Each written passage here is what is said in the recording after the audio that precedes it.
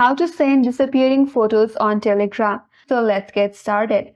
First of all, you have to launch the Telegram application in your mobile device and make sure to log in with your account.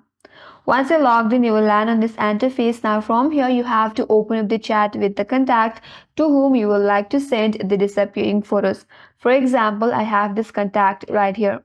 Once you open up the conversation, navigate at the bottom right corner and there is a pin icon, tap on it. Now you have to choose a photo that you would like to send, or you can simply capture with the help of your camera. So in my case, I will just take a picture. Now once you have selected the picture or you have taken a picture, you will land on this page. In this page, navigate to the timer next to add caption text box. Once you tap it, you will have this drop down box. And from here, you can choose the timing for your media to get loaded in the conversation.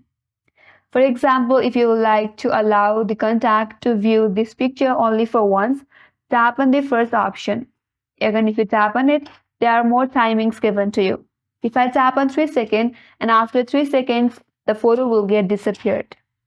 After you're done with that, you can add caption to this picture as well, or you can edit this picture as well with this menu bar or these tools at the bottom of this interface. If you're done, tap on this send option.